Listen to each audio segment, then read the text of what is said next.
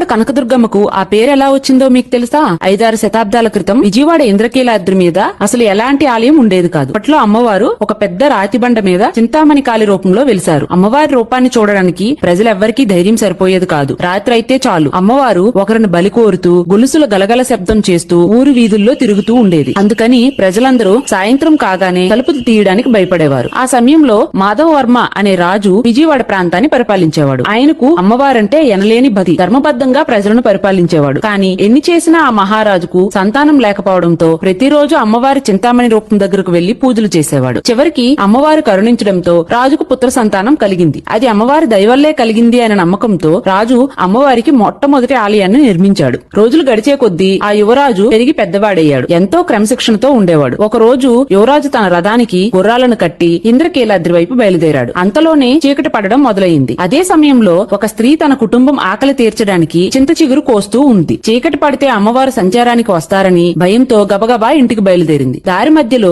రాజకుమారుడు చూసుకోకుండా ఆ స్త్రీ కుమారుడిని రథం ఢీకొట్టింది. ఆ బాలుడు అక్కడికక్కడే ప్రాణాలను కోల్పోయాడు. ఆ తల్లి తన కొడుకు శవాన్ని ఎత్తుకుని రాజుగారి కోట దగ్గరకు చేరి ధర్మగంట మోగించింది. జరిగిన విషయాన్ని తెలుసుకున్న రాజు ఎటువంటి పక్షపాతం లేకుండా ఆ బాలుడు మరణానికి కారణమైన తన కుమారుడికి వెంటనే మరణదండన విధించాలని ఆదేశించాడు. మాధవవర్మరాజే స్వయంగా యువరాజు శిరస్సును నరికి ఆ బాలుడి శవం పక్కన ఉంచాడు. ఇదంతా చూసిన ఊరు ప్రజలందరూ ఎంతో బాధపడ్డారు. అంతలోనే నల్లని మబ్బులు కమ్ముకుని ఒక్కసారిగా ఆకాశం నుండి బంగారు నాణేల వర్షం కురవడం ప్రారంభమైంది. ప్రజలందరూ ఆనందంతో ఆ నాణేలను ఏరుకుంటూ పోగేసుకోవడం మొదలు పెట్టారు. కానీ రాజు మాత్రం మబ్బుల్లో అమ్మవారి రూపాన్ని చూస్తూ నువ్వే ప్రసాదించి నువ్వే బలి కోరుకున్నావా అని ఎంతో బాధపడ్డాడు. అప్పుడే అమ్మవారి మహిమతో రాజకుమారుడు అలాగే ఆ స్త్రీ కుమారుడు ఇద్దరూ లేచి పరిగెత్తుకుంటూ వచ్చాడు. రాజు ఆనందంతో యువరాజుని హత్తుకుని కన్నీళ్లు పెట్టుకున్నాడు.